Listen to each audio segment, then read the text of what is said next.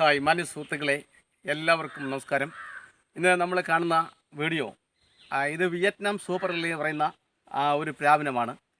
അപ്പോൾ ഇത് വളരെ എളുപ്പത്തിൽ കായ്ഫലം ലഭിക്കുന്നതിനും യാതൊരു വിധത്തിലുള്ള രോഗകീടബാധകൾ ഉണ്ടാവാതിരിക്കാനും ഒക്കെ ഈ പ്രത്യേക കാലഘട്ടത്തിൽ, അതായത് ഈ കാലാവസ്ഥയിൽ ചെയ്യേണ്ട ഒരു രീതിയെപ്പറ്റിയാണ് ഞാൻ പ്രേക്ഷകരുമായിട്ട് പങ്കുവയ്ക്കുന്നത്. അപ്പോൾ ഈ പ്ലാവിൻ്റെ പ്രത്യേകത നമുക്കറിയാം. വിയറ്റ്നാം സൂപ്പർ എല്ലി എന്ന് വെച്ചാൽ 2 സീസണിലായിട്ട് കായകളുണ്ടാവുന്നു. പിന്നെ മറ്റൊന്ന് 1.5 വർഷം കൊണ്ട് ഇത് കായകളുണ്ടാവുന്നു. അപ്പോൾ 1.5 വർഷത്തിന് ഉള്ളിൽ തന്നെ ചില പ്ലാവിനൊക്കെ കായകളുണ്ടാകുന്നതായിട്ട് പറയുന്നുണ്ട്. പക്ഷേ അവർ പറഞ്ഞിരിക്കുന്നത്, ഇതിൻ്റെ ഉൽപ്പാദകർ പറഞ്ഞിരിക്കുന്നത് 1.5 വർഷം കൊണ്ട് കായ്ക്കുന്നതാണ്. അപ്പോൾ 1.5 വർഷത്തിനുള്ളിൽ കായകളുണ്ടാവുകയാണെങ്കിൽ ആ കായ്കൾ നമ്മൾ പറിച്ച് കളയണം, അത് വളരെ അനുവദിക്കരുത്. അങ്ങനെ വളരുവാണെങ്കിൽ ഈ പ്ലാവിൻ്റെ ദീർഘായുസിനെ അത് ബാധിക്കും. അതുപോലെ തന്നെ തുടർന്നുള്ള കായ്ഫലം കിട്ടുന്നതിനെ അത് പ്രതികൂലമായിട്ട് ബാധിക്കും. അപ്പോൾ ഇതിന് നമ്മൾ ഇപ്പോൾ ഒരു 10 മാസത്തെ വളർച്ചയായി ഇത് വെച്ചിട്ട് 10 മാസമായി. അപ്പോൾ അങ്ങനെ നോക്കുന്നുണ്ട്, ഒരു 6 മാസം കൂടെ കഴിയുന്നുണ്ടെങ്കിൽ ഇത് ചക്ക ഉണ്ടാവണം. ആ രീതിയിലുള്ള വളപ്രയോഗങ്ങളും രീതികളും ഒക്കെയാണ് നമ്മൾ ചെയ്തുകൊണ്ടിരിക്കുന്നത്. അപ്പോൾ ഇപ്പോഴും നമ്മൾ വളമൊക്കെ ചെയ്ത് കഴിഞ്ഞു. വളമൊക്കെ ചെയ്തപ്പം കാലവർഷത്തിന് മുമ്പ് തന്നെ വളമൊക്കെ ചെയ്തായിരുന്നു. അങ്ങനെ ചെയ്തപ്പോൾ ഈ കാലവർഷം ശക്തമായ കാലവർഷം ആയതുകൊണ്ട് ഇതിൻ്റെ വെള്ളമൊക്കെ ധാരാളമായിട്ട് വീണ് ഇതിൻ്റെ ചുവടൊക്കെ അങ്ങ് തറഞ്ഞു. അപ്പം ഇപ്പോൾ നമ്മൾ മഴ അല്പം ശമിച്ച് നിൽക്കുന്ന ഈ കാലഘട്ടം ആയതുകൊണ്ട് ഇതിൻ്റെ ചുവടൊന്ന് ഇളക്കി കൊടുത്തതാണ്. ഇതിൻ്റെ തടമൊക്കെ ഒന്ന് ഇളക്കി കൊടുത്തു. കാരണം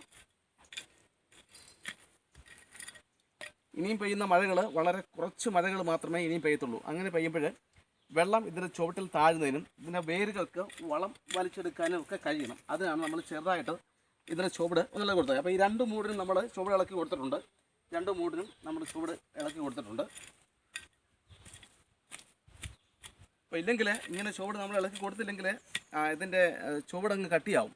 കട്ടിയായി കഴിഞ്ഞാൽ വേരിന് ലവണങ്ങൾ വെള്ളമൊന്നും വലിച്ചെടുക്കാൻ കഴിയത്തില്ല. അങ്ങനെ വരുന്ന വളർച്ച മുരടിക്കും. അങ്ങനെ പ്ലാവ് ചിലപ്പോൾ നശിച്ചു പോകാൻ തന്നെ സാധ്യതയുണ്ട്. അതുകൊണ്ട് തന്നെ ഇതൊക്കെ എന്ന് വെച്ചാൽ പ്രത്യേക രീതിയിൽ ഉണ്ടാക്കിയെടുത്ത ഒരു പ്ലാവിനമാണ്, നാടൻ പ്ലാവിനമല്ല. ഇതിൻ്റെ വേരുകൾക്ക് ദൂരേക്ക് പോകാനുള്ള ഒരു പ്രവണതയില്ല. വളരെ ഇതിൻ്റെ ചുറ്റളവിൽ മാത്രമേ ഇതിൻ്റെ വേരുകൾ നിൽക്കത്തുള്ളൂ. അത് അങ്ങനെയൊക്കെയുള്ള സവിശേഷതകളുണ്ട്. അതുകൊണ്ട് തന്നെ നമ്മുടെ നല്ല പരിചരണം ഇതിന് ആവശ്യമാണ്. എങ്കിൽ മാത്രമേ ആരോഗ്യത്തോടെ ദീർഘായുസ്സോടെ ഈ പ്ലാവ് നിൽക്കത്തുള്ളൂ. അപ്പോൾ നമ്മൾ ഇതിൻ്റെ ചുവട്, ഈ 2 മൂടിൻ്റെയും ചുവട് മണ്ണിളക്കി കഴിഞ്ഞു. ഇനിയും ഞാൻ ചെയ്യുന്നതെന്ന് വെച്ചാൽ അല്പം നനച്ചു കൊടുക്കുകയാണ്. നമ്മൾ ഇപ്പം 2-3 ദിവസമായി മഴ പെയ്തിട്ട്, അതുകൊണ്ട് തന്നെ ഒന്ന് നനച്ചു കൊടുക്കുകയാണ്. കാരണം ഏതെങ്കിലും കാരണവശാൽ വേരിന് വല്ല ആഘാതം ഉണ്ടായിട്ടുണ്ടെങ്കിൽ അത് മാറുന്നതിനൊക്കെയാണ് നമ്മൾ നനച്ചു കൊടുക്കുന്നത്.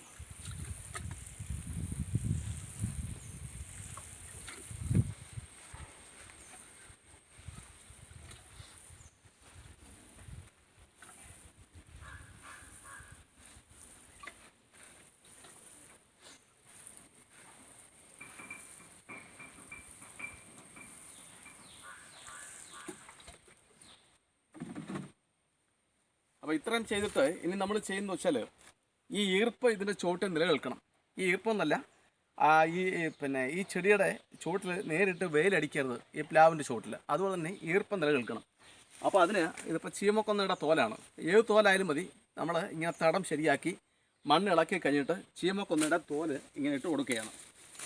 ഏത് തോലായാലും മതി, ചീമക്കൊന്നയുടെ തോലൊന്നുമില്ല. ഇവിടെ ഇപ്പോൾ ഇതുള്ളത് കൊണ്ടാണ് ഇട്ട് കൊടുക്കുന്നത്. 2 കാര്യങ്ങളാണ്. ഒന്ന്, ഈർപ്പം നിലനിർത്താൻ സഹായിക്കുന്നുണ്ട്. പിന്നെ വേറൊരു കാര്യമുള്ളത്, ഇത് നല്ല ഒരു വളവും കൂടിയാണ്. അങ്ങനെ 2 കാര്യങ്ങൾക്ക് വേണ്ടി നമുക്ക് ഈ തോല് ഇട്ട് കൊടുക്കാം.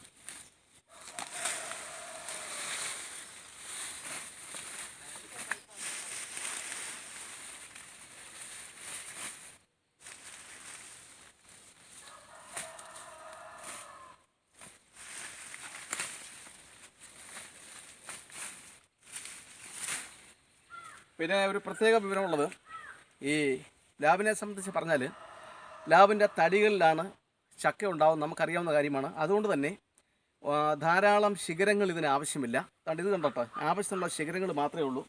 അപ്പം ശിഖരങ്ങൾ ആവശ്യമില്ലാത്തതെല്ലാം മുറിച്ച് കളയണം. അതുപോലെ ഒരു വർഷത്തിൽ ഒരു 3 പ്രാവശ്യം നമ്മൾ വളം ചെയ്ത് കൊടുത്താൽ മതി. അതിനപ്പുറം വളം ചെയ്യേണ്ട. പിന്നെ പിണ്ണാക്ക് വളങ്ങളും ചാണകപ്പൊടി, ചാമ്പൽ, പിന്നെ ഇതേപോലെ തോലെന്ന് പറയുമ്പോൾ വൃക്ഷങ്ങളുടെ ശിഖരങ്ങൾ മുറിച്ചത്. അപ്പോൾ ഇതൊക്കെയാണ് ഈ പ്ലാവിന് നമ്മൾ വളമായിട്ട് ഇട്ട് കൊടുക്കുന്നത്. പിന്നെ വാഴയൊക്കെ ഉള്ളവർക്ക് വാഴക്കൊല വെട്ടിയതിന് ശേഷം അതിൻ്റെ പിണ്ടി കൊച്ചായിട്ട് അരിഞ്ഞ് ചുവട്ടിലൊക്കെ വാരിയിടുന്നത് കൂടെ നല്ല വളമാണ്. നമുക്കറിയാം ലോകത്തിലെ ഏറ്റവും വലിയ പഴം ഉണ്ടാകുന്ന ഒരു ഫലവൃക്ഷമാണ് ഈ പ്ലാവ്. അതുപോലെ തന്നെ ഈ പ്ലാവിലയ്ക്കകത്ത് ധാരാളം ആരോഗ്യ ഗുണങ്ങൾ അടങ്ങിയിട്ടുണ്ട്. ചക്ക നമ്മുടെ ശരീരത്തിന് ഏറ്റവും ഫലഭൂഷ്ടമായ ഒരു ഭക്ഷണമാണ്. മനുഷ്യർക്ക് മാത്രമല്ല എല്ലാ ജീവജാലങ്ങൾക്കും ആഹാരമായിട്ട് ഉപയോഗിക്കാൻ പറ്റുന്ന ഒരു ഫലവൃക്ഷമാണ് ഈ പ്ലാവ് എന്ന് പറയുന്നത്. അപ്പം വളരെ പോഷകസമ്പുഷ്ടവും എന്നാൽ ഇന്ന് നമ്മുടെ നാട്ടിൽ നിന്ന് മഞ്ഞ് നിന്നുകൊണ്ടിരിക്കുന്നതുമായ ഒരു ഫലവൃക്ഷമായിരുന്നു പ്ലാവ്. എന്നാൽ ഇപ്പോഴ് അത് മാറി. ഇപ്പോൾ ഡ്രമ്മിലും ഒക്കെ ആൾക്കാർ ധാരാളമായിട്ട് പ്ലാവുകൾ വെച്ച് പിടിപ്പിക്കുന്നുണ്ട്. എല്ലാ സീസണിലും കായ്കൾ ലഭിക്കുന്ന പ്ലാവുകളുണ്ട്. അതുപോലെ ഇതിൻ്റെ കറ അരക്കില്ലാത്ത ചക്ക ഉണ്ടാകുന്നുണ്ട്. വിവിധ നിറങ്ങളിൽ വളരെ ചുമപ്പ് നിറത്തിലുള്ള ചക്ക ഉണ്ടാകുന്ന പ്ലാവുകളുണ്ട്. അപ്പോൾ എന്തായാലും പ്രിയമുള്ളവരെ, പ്ലാവ് നമുക്ക് ഒഴിച്ചുകൂടാനാവാത്ത ഒരു ഫലവൃക്ഷമാണ്.